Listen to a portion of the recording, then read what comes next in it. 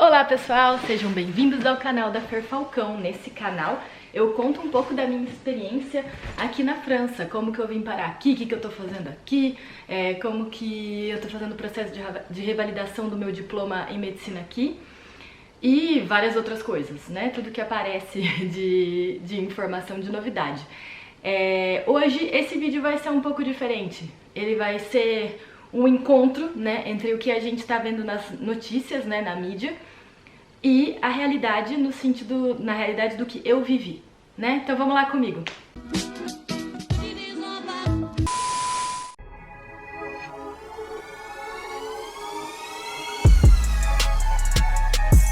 Começando então, eu vou explicar um pouco como que foi a minha experiência vindo pra cá como estrangeira. Sim, como estrangeira eu quero dizer, né, quando eu vim pra cá eu não tinha nacionalidade europeia, né, francesa ou qualquer outra nacionalidade. Eu vim pra ficar com na época era meu namorado, vamos dizer, né, a longuíssima distância, né, um relacionamento a longuíssima distância.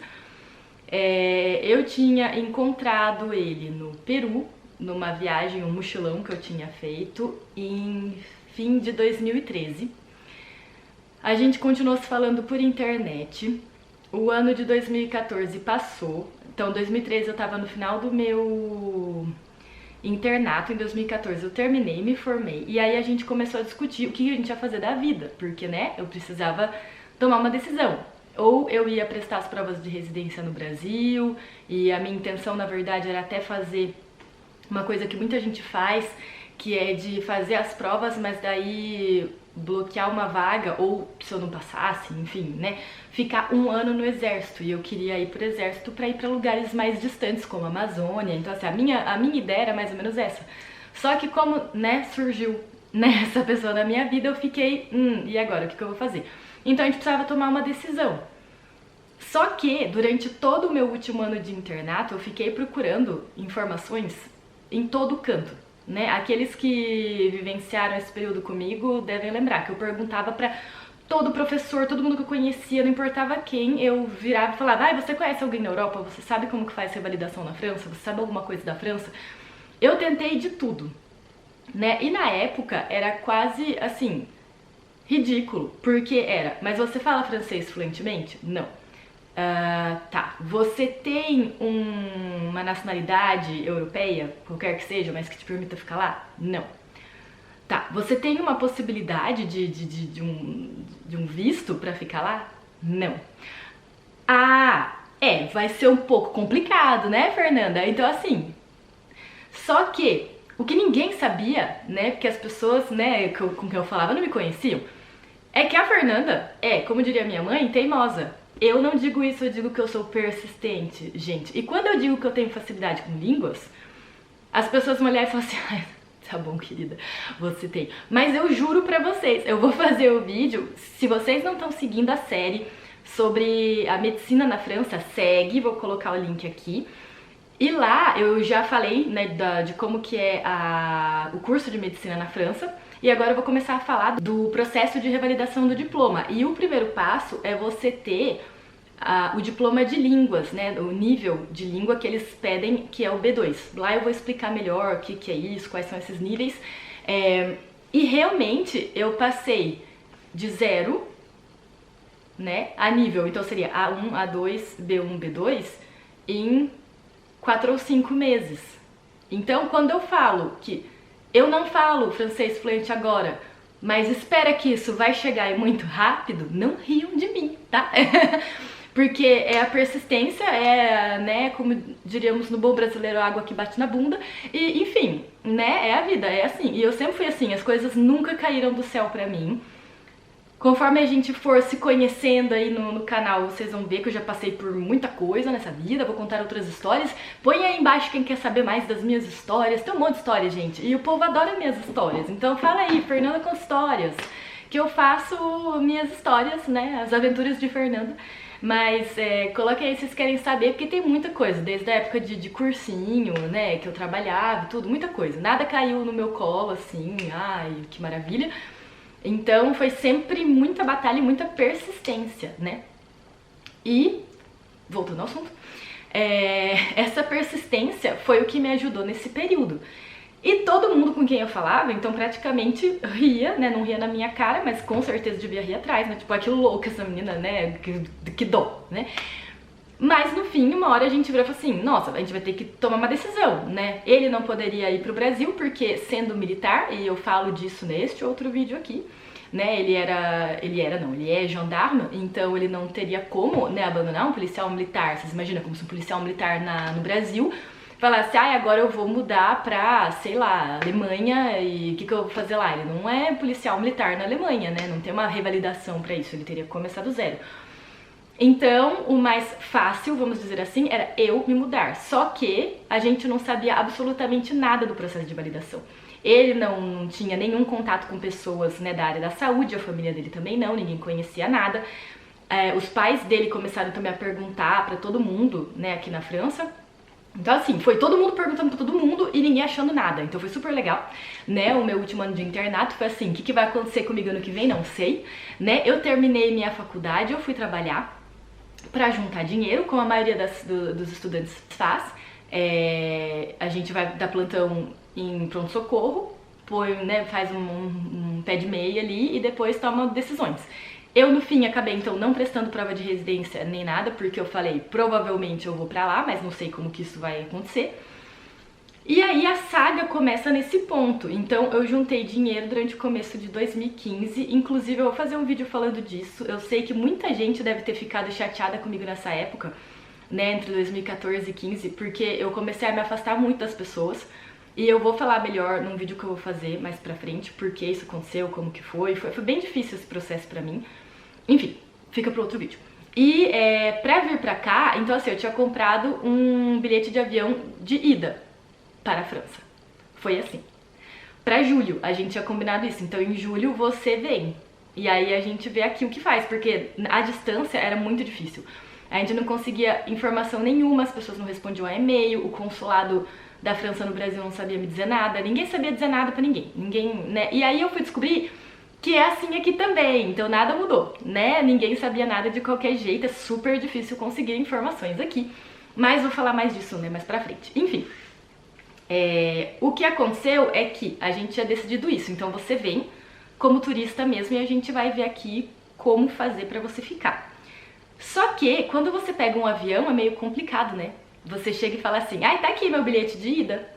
E aí o cara no balcão falou, tá, e cadê a volta? E eu falei, não tem volta, porque eu vou pra lá e eu vou fazer uma prova, que aí nesse período, né, no meio tempo, a mãe dele conseguiu, enfim, encontrar alguém. Então isso, gente, desde começo de 2014 a gente procurando. Ela foi achar lá por maio de 2015 uma informação, tá? Então mais de um ano procurando, perguntando pra Deus e o mundo.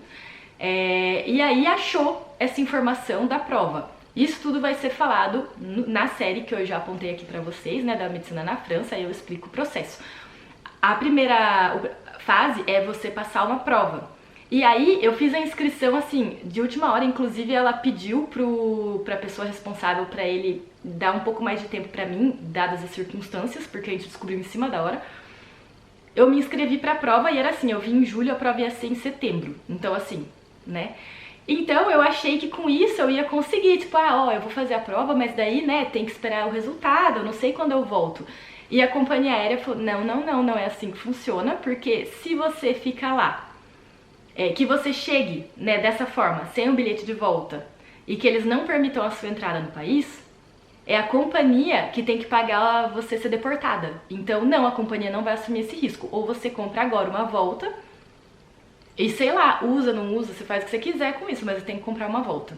Aí lá fui eu, desesperada, no meio do aeroporto, tentar fazer isso com o celular, comprar um bilhete de volta para uma data X, né, dentro do período de 3 meses que eu tinha, né, pra ficar na França, pra poder ir para a França, né, e foi assim que eu cheguei aqui. E aí tem toda a saga, isso vai ficar para uma outra série, mas pra explicar pra vocês que eu não tinha nem como chegar aqui de forma legal. Só se eu pegasse um barco e saísse remando no meio do Atlântico. E aí eu não estaria aqui hoje para contar a história, creio eu. Já passei por umas histórias tão loucas que talvez eu sobrevivesse. Eu ia ser a primeira a sobreviver a fazer uma coisa louca dessas. Mas enfim, não foi o que eu fiz naquela época, né? Mas então é pra já explicar essa diferença entre, né, uma brasileira e os estrangeiros que acabam chegando aqui, que já são da região aqui mais próxima, que são da Europa, né? A gente não tem como vir por terra ou por mar. O único jeito de vir é pelo ar. E quando a gente chega de avião, já passa por toda uma seleção, né? Porque você tem que passar por uma fiscalização, por né, gente que vai olhar seus documentos, o seu passaporte, né, a entrada no país. Vamos dizer, tá bom, mas aí depois você ficou e o que aconteceu? Você não voltou nesse bilhete de volta. Aí você está ilegal no país. Pois é, só que eu não tinha essa opção, porque lembrem-se que eu estava indo morar com um militar, em terreno militar, na caserna militar. Para entrar neste local, ele tinha que pegar todos os meus documentos, fazer cópia e mandar para o superior dele. Ele tinha que avisar, esta pessoa está chegando na minha casa. Então, esta pessoa está regular na França. O dia em que eu virasse irregular, eu tinha que sair da caserna, eu não podia ficar. Vocês estão entendendo? Então eu não tinha a possibilidade de ser irregular na França, de ser ilegal, não tinha como. Porque eu estava sendo vigiada por todos os lados, pelos vizinhos, né, pelo trabalho dele, ele era um militar, e eu morava numa caserna militar. Então, por isso que sempre foi super difícil uma corrida contra o tempo, eu não tinha essa possibilidade de fazer coisas ilegais, não tinha isso. E por que eu digo isso? Porque hoje o tema, e eu levei só 10 minutos para falar disso, é para falar exatamente sobre a questão dos estrangeiros na França. E as manifestações que eles chamam dos sem-papéis, né? Então, sans-papier. Essas manifestações estão acontecendo já desde junho. Esse mês teve mais manifestações, teve uma programação, eu vou anotar aqui para vocês as datas. E o que acontece? São pessoas que vêm, e aí eu vou colocar um mapa aqui, então a minha cara vai sumir. E vocês vão ver o mapa, e eu vou tentar circular, mostrar pra vocês os países, então de onde a gente tem mais gente que aparece, é mais do leste europeu. E aí a gente vai ter gente, ó, eu vejo no hospital a galera que vem do Kosovo, da Geórgia, Bielorrússia, a gente tem também da Macedônia. Isso falando só do leste europeu, né? A gente tem também turcos, vários turcos, já vi gente do Afeganistão, paquistanês já vi, mas é mais raro, eu vi muito mais paquistanês e indiano na Itália, e bom, na Inglaterra, com certeza, aqui não tanto, é mais leste europeu. E falando daí da África, a gente tem o Magreb, né, que é essa África, né, pra cima do Saara, e depois a África subsaariana, né, pra baixo do Saara. Então, do Magreb, a gente tem a Argélia, da Tunísia, do Marrocos, e aí na África subsaariana. Níger e Nigéria a gente tem bastante, e aí eles falam inglês. Guiné e Gana a gente tem também.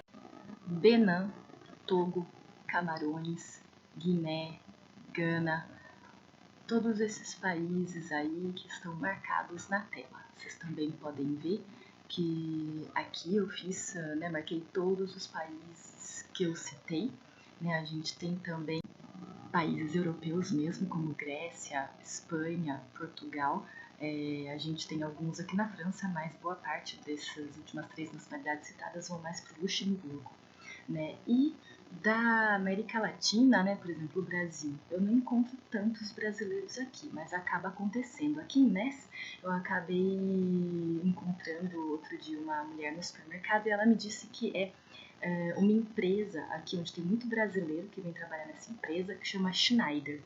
Não sei se vocês conhecem. Não são muitos também que vêm da América Latina, né, dos outros países. Eu já ouvi falar do tipo, tem uma... eu conheço um cara que se casou com uma colombiana, uma peruana, então eu já ouvi histórias assim, mas eu realmente nunca cruzei com essas pessoas, né? E o que eu tenho dos mais idosos, né, os pacientes idosos, tem às vezes muita gente, então assim, que vieram com os pais quando eles eram pequenos, e aí tem os filhos e netos já aqui na França. Tem muitos italianos, então italianos e espanhóis, alguns espanhóis, mas a maioria italianos aqui nessa área, nessa região, muitos. E aí quando eles vão ficando, né, mais velhos e se eles apresentam algum tipo de, né, problema cognitivo, eles acabam falando mais italiano do que francês. E você pode ver que mesmo que eles tenham vivido aqui 30, 40 anos, eles ainda têm um sotaque bem carregado, é bem interessante de ver. Então, isso é uma coisa que me atrai aqui, essa questão das línguas, porque agora, atualmente, eu falo 5 línguas. E então, isso é uma coisa que me atrai, porque é interessante você poder trabalhar e usar essas 5 línguas, e eu uso quase que diariamente, porque a gente sempre vai ter algum paciente que fala alguma outra língua. Isso acontece de forma muito comum, né? Como eu falei pra vocês no outro vídeo lá na ginecologia, que eu atendi a moça que falava inglês, que vinha do Níger, então, né, da Nigéria, na verdade. Então, ela falava inglês e não é todo mundo aqui que fala inglês, não é todo mundo assim, é muito pelo contrário, é raro, é difícil achar alguém que fale inglês e que fale fluentemente. Às vezes fala, mas assim, aquelas, né, palavras um pouco soltas, né, pra conseguir se comunicar um pouco, mas que não é o suficiente para uma consulta médica, né? Enfim, e aí o que acontece? Esse pessoal todo vem como? Ou por terra ou por mar. Então aquela história de chegar no barquinho não é só o que a gente vê na TV, não é mentira, chega mesmo. E aí, por isso que eu já pus um aviso no vídeo, tem algumas histórias pesadas, né? Quando eu tava na ginecologia, a gente viu, e ainda foi acho que um dos meus últimos dias, era uma menina que tava vindo do Congo, de 14 anos, que foi colocada num barco com outros 5 homens. E aí vocês podem imaginar o estado em que a menina chegou. Ela foi abusada durante todo o percurso de barco do Congo até a França. Então, assim, são histórias horríveis, né? Foi-se o tempo em que, né, existia aquelas histórias que era quase lenda urbana, né, mas que existiu, né, mas que a gente ouvia aí no Brasil. Ai, que alguém, né, chamou, falou, ai, tem trabalho pra você aqui na Europa, né, como dançarina ou como sei lá o que a menina chegava aqui e acabava sendo explorada sexualmente, né, como prostituta, e que, né, tinha toda aquela questão também de tráfico humano, tráfico de crianças.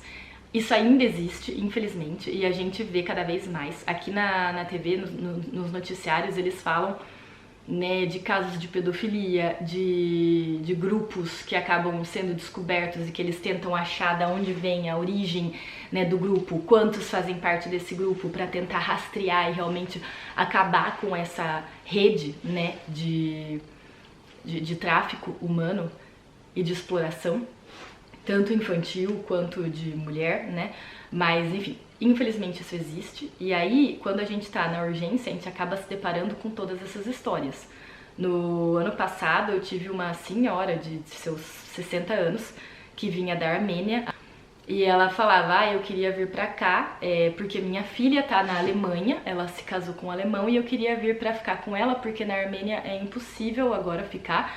Porque aí tem essas coisas também, né, pessoal? Quando a gente tem toda essa galera que vem, né, de vários países, vocês estão vendo, não é assim, né? No Brasil, o que a gente tem de experiência é o quê? Tem alguns bolivianos, tem paraguaios, tem... quando teve, né, e acho que ainda tá um pouco aquela crise horrorosa da Venezuela, muita gente que veio da Venezuela, mas passava a fronteira, ficava ali no norte do país, ou quando a gente teve os haitianos que vieram, né, pra fugir da pobreza, de todo o caos que aconteceu depois do terremoto. Então, assim, a gente tem certos momentos onde uma nacionalidade vai vir, e eles geralmente vêm em grupo numa região específica. Agora, aqui, você pega toda essa galera e joga todo mundo junto. E aí você imagina o que é culturas diferentes coexistindo. É muito difícil, muito complicado. E essa mulher estava me explicando, foi muito pesado pra mim esse dia. Ela veio por uma tentativa de suicídio. Então, eu, como médica da urgência, né, do pronto-socorro, só tenho que ver se na parte, né, de medicina geral, né, se ela, na questão somática, né, se ela tem alguma lesão, algum problema de saúde, e depois eu passo para a equipe da psiquiatria. E ela começou a chorar e a me contar toda a história dela. E assim, foi muito difícil pra mim, porque eu me coloco, né, eu sou estrangeira também. Eu fiz um percurso diferente do deles, mas é horrível, sabe? Ela saiu da Armênia, ela me explicou, na Armênia eles têm uma cultura que ainda existe. Vocês podem procurar, vocês vão achar. Eu fui ver essa história, né, como que funciona isso. Eles têm um tipo de lei, vamos colocar assim, não é uma lei, mas é um costume, né, que se mantém. Se alguém mata, por exemplo, meu avô matou alguém da família tal, essa família pode se vingar, querendo dizer vingança no sentido matar alguém da minha família, por até 7 ou 8 gerações. Agora eu não lembro exatamente, mas são 7 ou 8 gerações. Ou seja, meu avô matou alguém de lá, eu tô em risco. Se ninguém matou meu pai, ou minha mãe, ou sei lá eu quem, eu ainda tô em risco. Eles podem vir me matar, ou meu filho, ou meu neto. Então você fica naquela pressão. entendeu? Porque você não sabe quando isso vai acontecer, pra quem isso vai acontecer. Então ela tava fugindo porque ela disse, mataram meu marido, mataram meu filho. E eu tive que fugir porque eles iam me matar. E aí ela veio por terra e passou por, né, como se fossem aqueles que passam com os coiotes para os Estados Unidos, né, aquelas histórias que a gente vê. Então você tem que pagar muito, vão te explorar. Ela foi, né, sofreu abuso sexual, assim, foi uma história horrível. Então é muito doloroso, é muito horrível. E aí o que acontece? Quando eles chegam aqui, eles acham que eles estarão salvos. Só que não, né? Então, por que que foi a tentativa de suicídio dela? Porque você fala, nossa, ela fez tudo isso pra sobreviver, ela não queria morrer na Armênia e ela tenta se suicidar? Qual que é essa história? Não é porque ela queria morrer, é porque pra não ser deportada, e muitos fazem isso e a gente acaba vendo isso no pronto-socorro. Então, por isso a gente tem também muita gente no pronto-socorro. O que eles fazem? Eles são levados para uma unidade onde ficam os estrangeiros para serem deportados. E aí, para não ser deportada, ela engole o que ela achar, né? Então a gente tem gente que vai engolir gilete, que vai engolir pilha, que vai, né, ou tentar tomar vários remédios para eles sabem que eles não vão acabar com a vida deles, mas para que eles fiquem muito mal para ir para o hospital. E tentar no hospital conseguir um diagnóstico de uma doença mental, por exemplo, que permita uma hospitalização na psiquiatria para que eles fiquem mais tempo e que eles sejam tratados, cuidados, que eles tenham um teto, comida e que dê tempo para que eles consigam pedir papéis, documentos para uma proteção e que ela conseguisse encontrar a filha dela e ficar com a filha dela. Então é muito duro, pessoal, é muito duro, é muito pesado.